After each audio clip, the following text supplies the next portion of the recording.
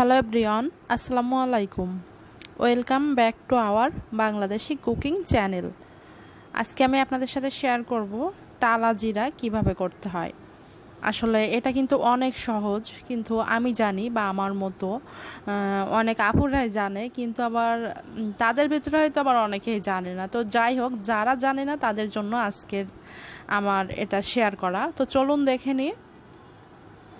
প্রথমে চুলায় আমি একটা পাতিল বসিয়ে দিয়েছি। আর জিরা আসলে টেলে নিতে গেলে ফার্স্টে হচ্ছে একটা পাতিল তো লাগবেই। তো যে কোনো পাতিলেই আসলে এটা করা যাবে। আজকে আমি 200 গ্রাম পরিমাণ জিরা নিয়েছি। আর এটা কিন্তু বাজারে যে জিরাটা কিনতে পাওয়া যায় ওইটা। তো আজকে আমি 200 গ্রামেরটা করিয়ে দেখাচ্ছি। চাইলে আপনারা বাড়িয়েও নিতে পারেন, কমিয়েও নিতে পারেন, তবে সেম এই প্রসেসে কিন্তু করতে হবে। তো টালা জিরাটা আসলে কিন্তু চুলায় ভালো করে শুকনো একটা পাতিলে বা শুকনো কিছুতে কিন্তু টেলে নেওয়াই এটাকে আসলে টালা জিরা বলে। অনেক আপুরা আসলে বলে যে টালা জিরাটা কি। আসলে আমি আগে জানতাম না, তো আস্তে আস্তে আমিও শিখেছি। এ কারণে আমি চাচ্ছি আমার মতো যারা আসলে জানে না তাদেরকেও আমি যেন জানাতে পারি বা শেখাতে পারি। তো এজন্যই কিন্তু শেয়ার করা। তো জিরাগুলো আমি সব দিয়ে দিয়েছি। এখন এর ভিতরে আমি 2টা এলাচ দিয়েছি, এই যে। আর এটা দিলে কি হবে, সুন্দর একটা ফ্লেভার আসবে, এই কারণে আমি দিয়েছি। আর চুলাটা কিন্তু আমি অন করে দিয়েছি আর মিডিয়াম আঁচে রেখেছি।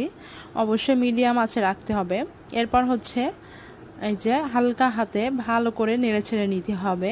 আর নাড়া কিন্তু কোনোভাবেই বন্ধ করা যাবে না, কারণ নিচ থেকে আবার পোড়া লেগে যেতে পারে।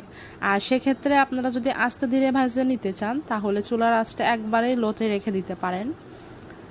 তো এই যে দেখতে পাচ্ছেন জিরাটা কিন্তু আগের থেকে রংটা পরিবর্তন হয়ে এসেছে। আর এটা তো রং পরিবর্তন হবে, সেই সাথে জিরাটা যখন আসলে ভাজা হয়ে যাবে তখন কিন্তু সুন্দর একটা ফ্লেভার ছড়াবে। তো আমি চুলার আঁচটা মিডিয়ামে রেখেছি, সেটাও আবার আপনাদের সাথে একটু শেয়ার করলাম, দেখিয়ে দিলাম। তো এভাবে কিন্তু আমি হালকা হাতে ভালো করে নেড়ে ছেড়ে নিচ্ছি। আর একবারের জন্য আমি কিন্তু থেমে থাকবো না, না হলে আবার নিচে থেকে লেগে যেতে পারে। তো যাই হোক, এটা প্রায় হয়ে গেছে, দেখে বোঝা যাচ্ছে। আর এত সুন্দর একটা ফ্লেভার যে কি বলবো। আসলে আমার কাছে কি মনে হয় জানেন, যখন আমি জিরাটা আসলে টালি তখন মনে হয় যে শুধু একটু খেয়ে দেখি, কিন্তু তো খেতে পারবো না। তো যাই হোক, হয়ে গেছে। আমি এটা নামিয়ে ঠান্ডা করে নিব। তারপর হচ্ছে ঠান্ডা হয়ে আসলে আমি ব্লেন্ডারে ব্লেন্ড করব। চাইলে আপনারা পাটায়ও বেটে নিতে পারেন। যাদের হচ্ছে ব্লেন্ডার নাই তারা পাটায় বেটে নিতে পারেন, বা অন্য কোনো পদ্ধতিতেও আপনারা করতে পারেন। তো আমি শুধু এখন ঠান্ডা করতে দিব, এরপর হচ্ছে ব্লেন্ড করব। তো ব্লেন্ড করা হয়ে গেলে আপনারা যে পাত্রে সংরক্ষণ করে রাখবেন সেটা কিন্তু একটা এয়ার টাইট বয়াম হতে হবে, না হলে এর যে একটা ফ্লেভার আছে ওটা কিন্তু পরবর্তীতে পাওয়া যাবে না। যদি আপনারা খোলা কোনো জায়গায় রেখে দেন বা কোনো পলি ব্যাগে রেখে দেন সেক্ষেত্রে কিন্তু হবে না। ভালো করে এটা কিন্তু আটকিয়ে রাখতে হবে, কারণ জিরাটা কিন্তু টেলে নেওয়ার পরে এর ফ্লেভারটা আর পাওয়া যাবে না যদি আপনি এয়ার টাইট কোনো বয়ামে না রাখেন। তো এই যে আমার হয়ে গেছে। এখন আমি যে বয়ামটাতে রাখবো এই যে ঢেলে নিচ্ছি। এটা একটা এয়ার টাইট বয়াম, তো আমি আস্তে ধীরে এগুলো ঢেলে নিচ্ছি। আর আশা করছি আমার আজকের এই টালা জিরা রেসিপিটা আপনাদের কাছে ভালো লেগেছে।